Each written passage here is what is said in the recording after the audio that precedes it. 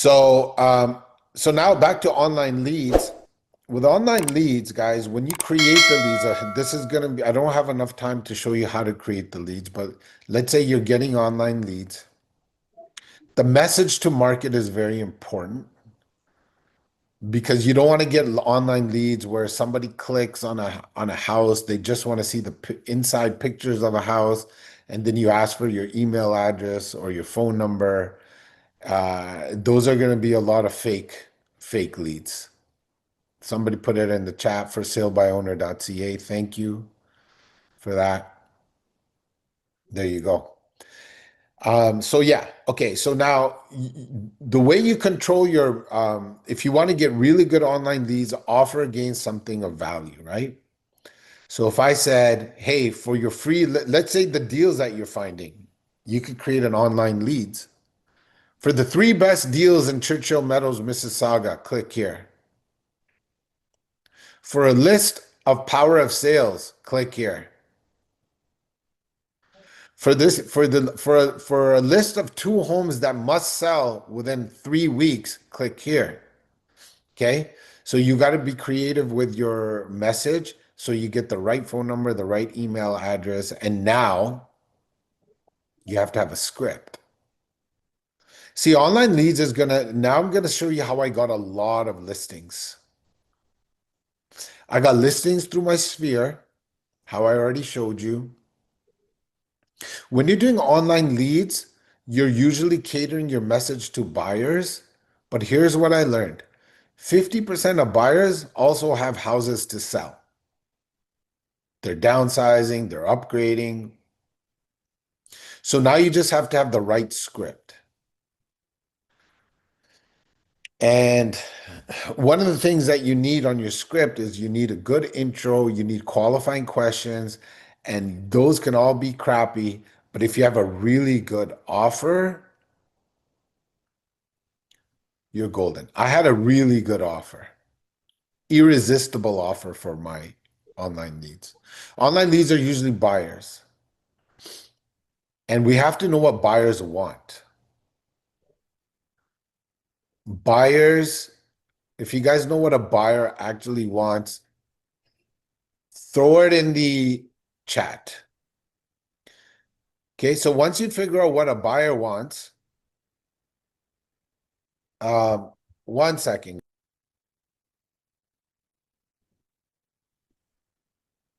Sorry, guys. So yeah, once you guys, okay, yeah, there you go. You guys nailed it. Buyers wants, they want deals, but yeah, somebody nailed it in there. They want options, okay? A buyer wants options. They can find houses by themselves. So let me kind of try to tell you the couple of key ingredients of online lead generation. Number one, you're talking to a buyer, but 50% of buyers have houses to sell. So one of the questions you're going to ask from your intro, you're going to say, let's say Ashton is an online lead. I'm going to say, hey, Ashton, hey, thank you for requesting the 3 hottest deals in Mississauga. I want to let you know I shot that off to you. Now the law of reciprocity kicks in. So I shot that off to Ashton. He's like, whoa, thank you, right? Don't be afraid to shoot things off to people. They're going to get into my questions. One of the questions I'm going to say is, hey, Ashton, do you currently rent or do you own? If he says own, I'm going to say, okay, awesome. And then I'm going to do my whole entire script. And then I'm going to come back to Ashton. I'm going to say, hey, Ashton, by the way, the house that you own, can you tell me a little bit about it? Oh, it's a 3-bedroom home. It's a semi-detached. It's in Milton, blah, blah, blah. Perfect. Remember, buyers want options, right? Okay. So now what I'm going to say to Ashton is, I say, Ashton, just like I'm talking to you right now, I actually do these calls, every single day. I'm talking to buyers every single day. I want you to write this down, guys. If I happen to come across a buyer that wants a 3-bedroom semi-detached home in Milton, pause for a second. I'm going to use the same line, guys. On pause. Would you be offended, Ashton, if I contacted you? No, Rick, I won't be offended, but I'm not signing anything. I'm not listing. Hey, no problem. I won't bring a pen. I won't bring an iPad. I don't want you to list it either. But would you be offended if I contact you? That's a buyer, if I, find a buyer. So guys, what did you just do? You found options. That's an off-market property that only you know about. And now you just mix and match. When I was really selling heavily, right now I'm doing different things, but when I was selling heavily, I would do a lot of, dual deals where I'm representing a multiple representation, double ending deals, all kinds, because I'm just playing mix and match, boom, boom, boom. So now so now I can market this list. So let's say I find 4 or 5 Ashtons that give me their property. Well, I have 5 off-market properties. It's really that simple. Now let's get to my close. I don't know if you guys follow Alex Hormozy, but Alex Hormozy wrote a book, $100 million offer. And with the help of Ashton, I think we created $100 million offer for any real estate agent under Scale House, which should be releasing soon. And I'll let Ashton share that with you guys one day. And one part of that is what I'm about to share with you. Your offer to your online leads or anybody. Here it is. I've done it so many times. I'll just say it to you guys right off the jump. So I did my intro, I asked the questions, and then I'm like, hey, Ashton, man, I know exactly what type of house you want. And here's the thing. You can find this house without me, or you can find it with me. You can go on realtor.ca, you can go on House Sigma. I'm sure you can find these houses. But what I want to bring to the table is a list of homes that nobody else knows about. And this list does include like houses that are normal houses for sellers that only that I know. Pause. You guys have done it. I showed you how to do it. Also a list of power of sales and bank foreclosures. Pause. I already showed you guys how to do it. So your integrity is there. You're not lying. And Ashton, I want to show you that I get this done when we meet. So I just don't want to be all words. So why don't we sit down for 20 or 30 minutes and I'll show you these off-market properties. I'll show you these list of power of sales. How does that work? And you close them in for a consultation and you get a BRA signed, right? And I can share, I don't know if I can share screen, Ashton. I can share here and I can provide it to Ashton so he can email this to you guys. So when you call them in, it's okay, Ashton, if you can't do it, I'll send it to you. You can email it to the group or something. It's my buyer checklist of when I sit down with a potential buyer. Okay, let me work on Okay? When I sit down with a potential buyer, it. Okay, you want to try? oh yeah, we're good.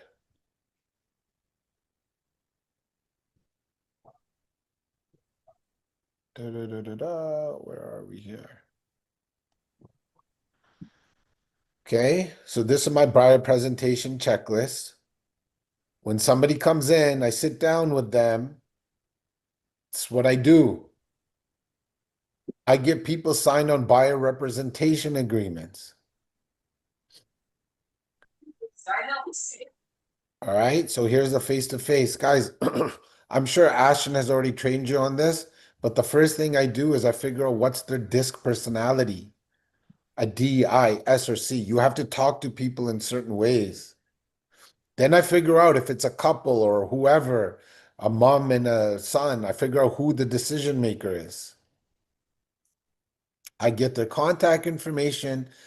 And the first criteria, guys, I'll say to them, Okay, so let's kind of do this role play again. Let's say Ashton comes in to meet me. This is what I'll say to Ashton. Ashton, how was your drive down here? Blah, blah, blah, blah, blah. I don't care what he says. I'm looking at the way he's answering that question so I can see if he's a D, I, S, or C. So if he answers that question like, oh, Rick, you know what? I was in traffic. I don't have too much time. Like, let's get to it. I know he's a high D personality, right?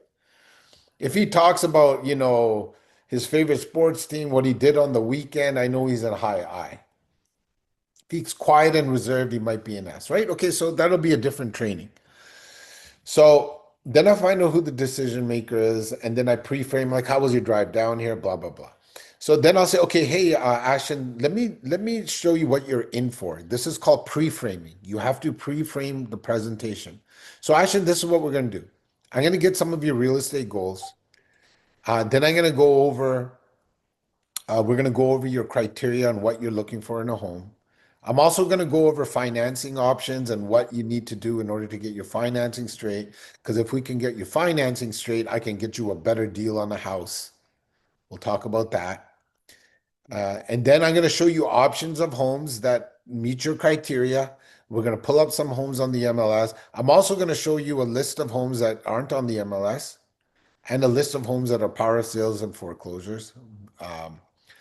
And after that, we're going to get a time for us to go and view these homes. And then we're going to fill out some paperwork so we can get administrative stuff out of the way. Okay. All right. So you got a pre-frame. I don't know how much time we have, but I'll go over this quickly. I know we only have a few minutes, right, Ashton? Sure, go ahead. Okay. So I'll try to go through this quickly. So then I'm going to go over exactly what I said. What are your goals?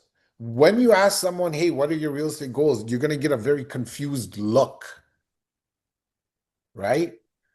But you're going to help them. Say, okay, is this an investment property? How long are you planning to live in this property? Because Ashton, if you're going to be, let's say he says 5 years, 10 years, that's my forever home. Say that, yeah, we're going to find the home that you love, but it's also my responsibility to make sure you make money in real estate.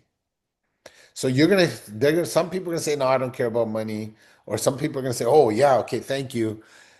Either way, you win because you're setting yourself out differently as a pro. And if they say, hey, I don't care about money, I just want to be in a house that I like, say, I care about your money. So not only if we're going to find a house you like, we're going to make you money, Ashton. So now you're going to go over this whole checklist, which I won't go over with you. But here's a point that I really want you guys to, this has everything that you need in your home. Here's what I want you to focus on, and here's what real estate agents don't do.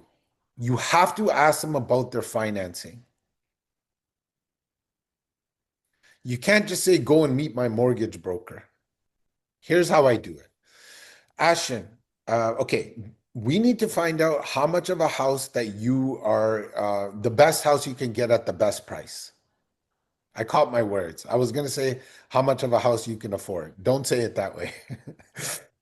I change it in the middle, right?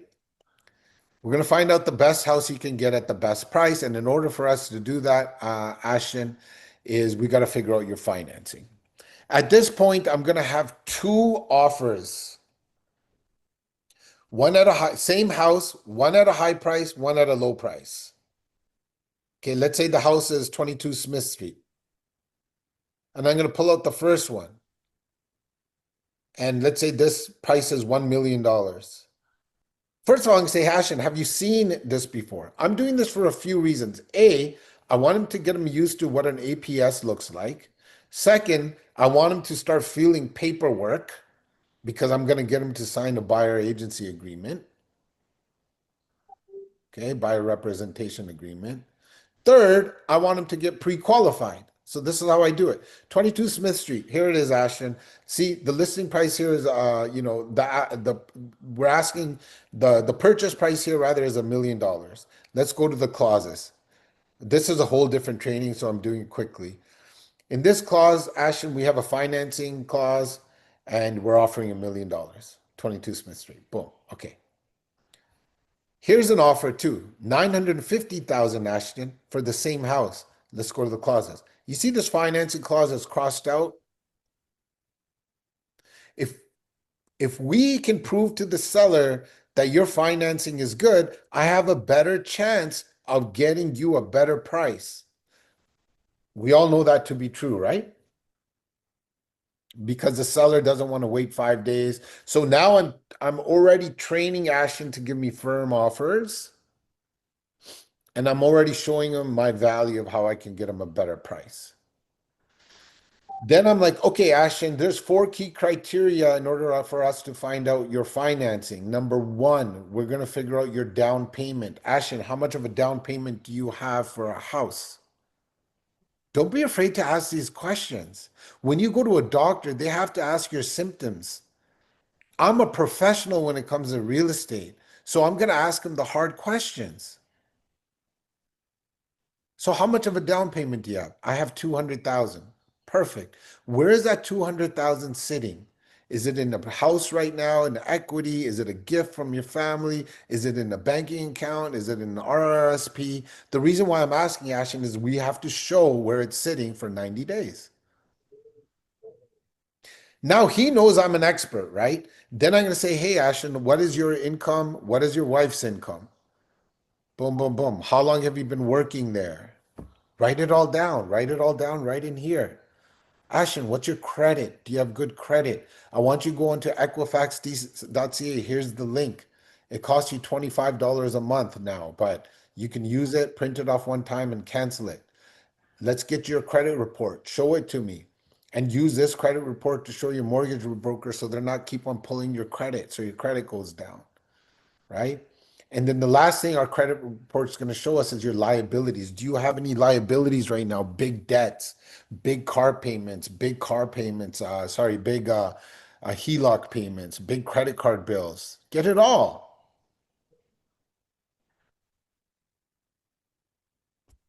all right? I'm going to skip this part a little bit and then Rick, would you be able to send me a copy so anyone is interested, I can send it to them? yeah, I'm gonna share that. I'm gonna share that with you. I'll get Stephanie to email it to you right after the call. And guys, if you're interested, just reach out to Ashton and they can get you that copy. I left my email address on the chat. Now I have two golden nuggets to share with you, and then Okay. Rick, I'm gonna come back ask you a big question. So get ready for that. Okay. Is if you are in the business of real estate, you should understand one thing. People looking at the leader, they want someone to lead them towards closing their house or buying their dream home. So you have to understand and accept that responsibility that you are the boss, you are the leader. If you go there in front of them, your head is down, waiting for them to give you direction, you're out the door in no time. Yep. So adding to that, when it comes back to your business, it's a business. So you cannot take everything with you. You have to allow a budget for your marketing, advertising. Let's say 10 to 12%, easy. Now, one thing I want you to do, and this is your homework, to call back your warm leads, the people that are part of your sphere of influence. You have no reason to call them. You have no deal. That's fine. This is what you're going to do. Winter is coming. So hire a home inspector.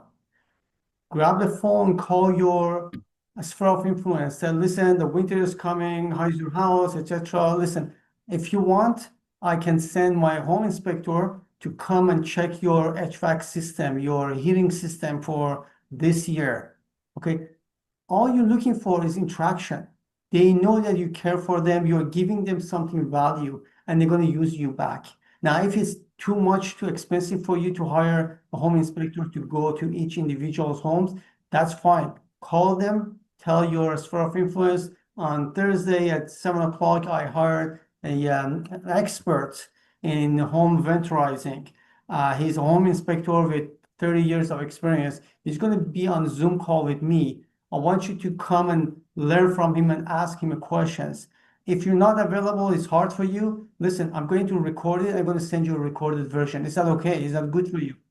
So you find excuse to go front of them. Now, here's the big question for Rick. Now, That's amazing, by the way.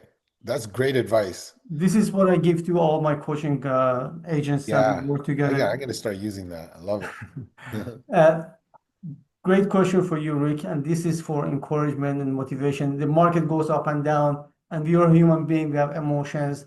It's very easy to get discouraged. Now, day one in your real estate, what was your first deal? How did you start it and your last day? And this gap in between from zero to, I think you sold more than over 100 homes per year. Your short, make your journey short within 5 minutes. Tell us your story. Where did you start? Your emotions, involvement, and what encouraged you to go all the way to over 100? Yeah. Okay, that's good. Whew. So when I got my real estate license in 2005, I already felt like I wasn't being the best version of myself. So prior to that, I was listening to a lot of audiobooks, a lot of audiobooks. So I wasn't the greatest student. I was a smart kid, but I've skipped a lot of school. And then I got myself into university, and then I started skipping university. And then anyway, I got into a good corporate job as a property accountant. And guess what I did? Started skipping work. So it was a bad habit that I just kept going on repeat. So then essentially, guys, when I got my real estate license, I was really excited to start being the best version of myself. And my real estate license really helped me. So now let's go into that journey. The reason why I mentioned the first part is because I wanted to reach my potential and I was ready to do anything I could. So then I got my real estate license. The first 6 months, I sold zero homes, zero. And I finally sold four. I sold four, and guess what? All four of them mutual released. I can't even make this up. And I was like, okay, I'm going to quit. But then I started showing up every single day. I started committing and I started because I was one thing I was good at and that I really enjoyed was weight training. So I started in just putting discipline like how I did in weight training, just show up, lift the weights, watch what you eat, you get a result. So I started doing that in real estate. I got into the office. And back then I went to the office. Today, a lot of people are doing it from home. And I committed to call 2 hours a day. I started making phone calls 2 hours a day, 2 hours a day, right? And then that add up. And I was so hungry. I was really good at what I did. And the reason I was really good at what I did is because I got obsessed. I was always on the MLS. I was finding deals just like I showed you guys. And then I made some money, I had a good year. I made 100K, the following year. And then I put some of that money in. And then I started realizing that proximity is power. And in order for me to go to another level, I started paying for coaching. And back then, coaching was a lot different. It wasn't as easy as, Ashton hopping on Zoom. I had to go fly. There was no Zoom. I used Mike Ferry, I used Craig Proctor. I used to fly to Anaheim for their presentations, all that kind of stuff, taking a lot of notes. And, the coaching was okay, but the people that I surrounded myself in the coaching was even better. So what's the key criteria right now? I invested in myself through audiobooks, and then when I made some money, I started investing it back into my business. And then when I got really good, guys, I started, getting so busy that I had to. My little brother, he used to be a graphic designer. I called him one day. I'm like, hey, I'm like, do you like your job? He's like, oh, it's okay. I'm like, all right, well, quit because I need some help. So then it was me, my little brother, and then we hired one admin assistant, and then that's when we just kind of took off. We took off. I continued coaching, continued building pillars. So what I mean by take off is this, and I think this is what Ashen is looking for. Find that one thing that you're good at. We get so confused that we start doing content creation, we start doing cold outreach, warm outreach. No, perfect one thing. For me was my sphere of influence and my for sale by owners. That's what it was for me. Then I added online leads. Then I started adding things. Fast forward to today, man, we have one of the biggest organizations in EXP, 500 agents where we're coaching and training. And the reason why we were able to build that so big, so fast is because I saw that there was a gap. And I promised myself, I'm like, hey, when I reach success, I'm going to teach it for free.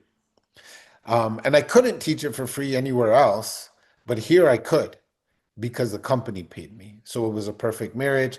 And now because we built such a big organization, we gave birth to a law firm, we gave birth to a media firm. I'm a 50-50 owner of a construction company, and that's all because of real estate. Hopefully you guys got some nuggets from there, Ashton. And guys, you guys could do it too. I don't care where the market is, where it's not. I'm a kid that was skipped school. I'm a kid that hung around with the wrong people.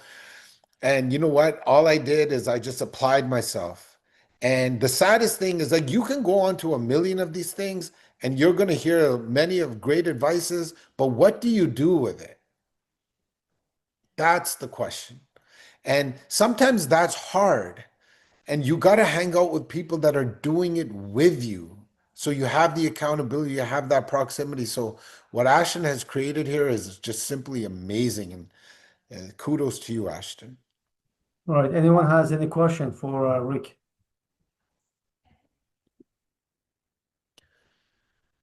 Don't be shy, guys.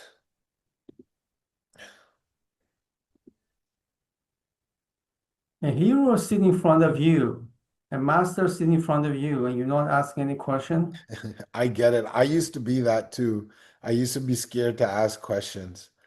And then you guys can ask me privately. You can message me on Instagram or whatever. But there's one in here that I'll answer. And if you guys have one, ask. Any tips on getting a BRA signed? Yeah. So that's our last thing. So after you finish that presentation that I showed you guys, what you're gonna do is you're gonna say, let's go back to that role play. I did that whole presentation that Ashton will share to anybody that reaches out to him. And then what I would do is this. I would say, okay, Ashton, now that we saw everything, I want to go ahead and show you houses. When is the best time for you to go and see these properties? Because I'll show them example properties in the boardroom or on Zoom or whatever, right? And they're very excited at this point. Okay, we'll go on the weekend. Okay, how's Saturday at 11? Perfect. So I lock down that time. All right. I've also locked in a time with a mortgage broker to go with the financing. So I locked in 2 times after I told them the process. So they really can't back out. I have them on Saturday at 11 to show houses. Now I'm like, hey, Ashton, okay, before we go out, I want to show you this. And the best part about this, I was very direct. Some people that use other techniques. I just say, hey, Ashton, the best part about all this is you get all my expertise and it's absolutely free. I don't charge you anything. And in this document right here, it's called a buyer representation agreement. I want to show you exactly where it says that you don't pay me anything. Okay, so I would just go in, read over it. Hey, this is your name. This is my name. This is how long we're going to work together. And boom, this 2.5% is paid from the seller. You don't have to get anything. You don't have to pay me $1. That's one way you can do it. Some people are shy to do it that way. So another strategy I can give you is like, hey, Ashton, we're going to go out. We're going to look at people's homes. And before we go into their homes, obviously we want to know, people want to know who's going in there. And so what we're going to do is I got to get this administrative paperwork filled out that my brokerage knows that we're working together. So we're liable in going to those houses. Here it is. It's called a buyer representation agreement. You'll be filed under me as one of my clients. So we're all on the up and up. And guys, before one part I forgot, after I book in, hey, the Wednesday at Saturday, we're going to see it home. The next thing I would do before I pull out the BRA is take a picture of their license. So say, Ashton, can I get your license? Take a picture of it, right? And say, we're going to need this for admin. They usually give you that. So they committed to seeing homes with you. They committed to meeting, doing their financing with you. Then they committed to you by showing you their driver's license. Now the next step is just to fill out that paperwork. That's how I get BRA signed. What And is the best daily time to call your database? How to stay in touch with them? How many times you contact them per year? Your best daily schedule. Yeah, so for me, the best time you got to play around with it. But from my experience, when I was making my calls, the best time to get in touch with them was 8 a.m. 8 a.m. because they're on their way to work. They're either driving to work or they're on the GO train. So from 8 to 9 a.m. was a really good time. I would do, some days I would just do that. And then I would usually do it from 8 a.m. to 10 a.m. If you want to get really efficient, you can do it 8 to 9 and then 12 to 1, or 8 to 9 and then 6 till 7 when they're home. That's probably the best. But for me, I wasn't disciplined enough to do it twice. I had to get it over with. So I did from 8 a.m. to 10 a.m. That's great. Thank you very much, Rick. I know you are great in Facebook ad and how to get leads from Facebook. I leave that one for next time. I'm looking forward to bring you back here in the near future and share with us your other techniques. There are a lot to learn from you. And thank you very much for joining us. It was great to give us your time. And thank you for everyone that came. Now, if you have any question, you can always email me as deltaland123@gmail.com. It was great to have all of you with us. Thank you very much and have a wonderful day. Great job, guys. Thank you, Ashley.